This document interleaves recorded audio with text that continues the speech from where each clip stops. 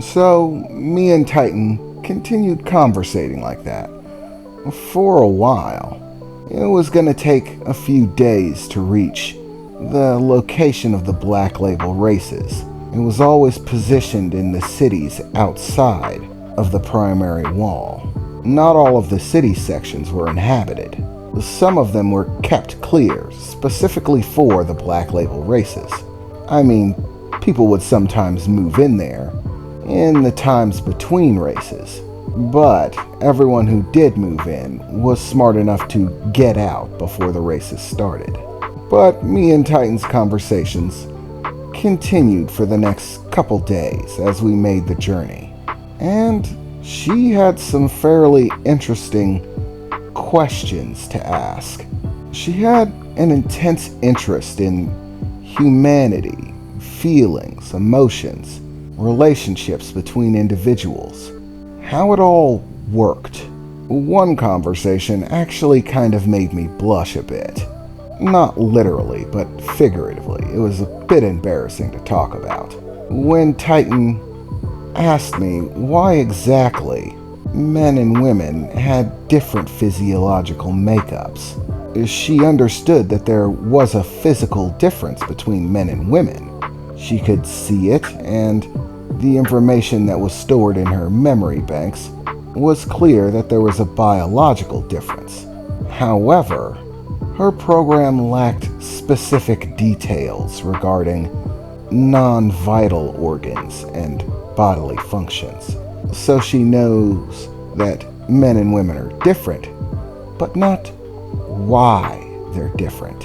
What the purpose in those physiological differences is. And quite frankly, that was an embarrassing conversation to have. Titan, on the other hand, found it enthralling. For whatever reason, she was extremely interested in how human beings, well, existed, and getting into our reproductive qualities only piqued her interest more. However, I did my best to keep it PG and just give her the basics without going into every nitty-gritty detail. And believe me, she pressed for it. She wanted every drop of information she could get. But I did manage to swerve her off the topic. Eventually, we came around to human behavior. Mainly, I started trying to teach her what I knew about psychology and why people behave the way they do. Why they do good things and bad things. What makes them happy or sad and why. This topic, too, was extremely interesting to her. No matter how much I told her about psychology, she always wanted to know more. She found the whole thing fascinating.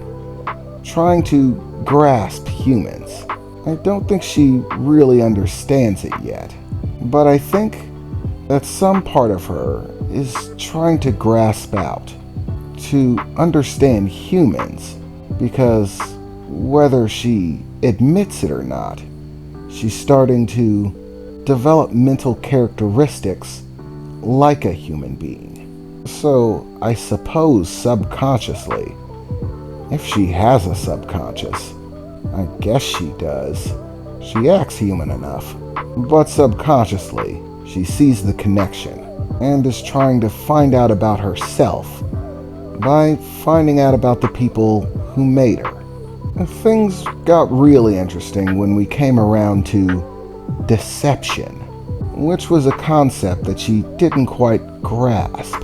She wouldn't understand why people would say things that weren't true. She grasped it a little bit better when I framed it around personal gain, established that each individual person, much like a program, wishes to continue functioning, to acquire the best that it can have. And deception is like a subroutine, a part of the program that allows them to push things in their favor. But she really became confused when we started adding in deception for other reasons, like deceiving someone out of well, kindness, rather than a hope of personal gain. Like telling someone they look pretty because you don't want to hurt their feelings and tell them that they look atrocious. As I was trying to explain this specific topic to her, I felt the hauler pull to a stop. I completely missed it while I was talking to Titan, but as the hauler stopped and I started paying more attention to the sounds around me, I began noticing that I could hear other vehicles and other people. A flurry of talking and engines, clinking and clanking in different directions, shouting, and a myriad of other conversations going on. It seemed we were in a very public area, somewhere with a lot of people, which could only mean that we finally closed in. This is it. The entry point for the Black Label races. And just in time. The race starts tomorrow, at high noon. So this would give us just enough time to set up shop, find our placement in the race, and who else was competing. There were some big names that were supposed to be making a comeback this year. Lots of them. For example, a 3-time winner, going by the name Thor, driving a very heavily armored Jeep with exceptionally high-tech weaponry. The most dangerous of which being an arc cannon. Basically, a big gun that fires a highly potent electrical discharge, like a bolt of lightning, which is highly effective when your enemies tend to be made out of metal. Even if your vehicle's armored, getting hit with a sustained bolt of lightning tends to fry just about everything. The engines, the weapons, the people inside the car. There's not very much that can sustain itself when it's being pumped with hundreds of thousands of volts of electricity. It's not a pretty sight. Basically, the whole thing just bursts into flame eventually. And that's only one of the names coming back this year. As time passed in the back of Al's hauler, and I could hear us moving through the city ever so slowly, I could tell that we were most likely getting very close to the registration desk. So I wasn't surprised at all when the back door to the hauler began to open wide. Outside of the hauler, I could see a number of people shuffling around, but one figure was primarily focused on what was in the back of the hauler. A short, portly man wearing fairly maintained clothing.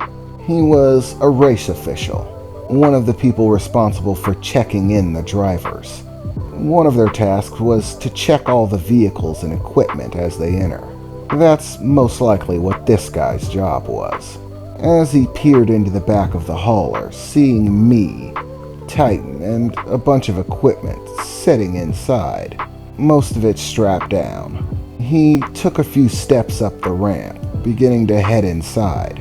So what do we got here? Entry number 247, Jax. You're the driver, right? Yeah, that's me. Jax. Good. I've already accounted for the other members of your team. Says here you're driving a heavy-duty motorcycle. And there it is. Check that off the list. So let me just check over your equipment and I can send you guys on your way, he said as he began looking things over. He had a clipboard that he hung around his neck. This one was electronic so that it could hold a vast amount of information on it, most likely on all the racers who would be coming through. In his other hand, he held a device which he started scanning over everything with. I'm not sure what it was for. I mean, what would he be scanning for? I mean, this was a death race after all. Deadly weapons were sort of part of the gig. Okay, he said as he finished scanning over the rest of the equipment and started moving towards Titan. It appears like all of the equipment that you have is within standard. Within standard, I said. What standard?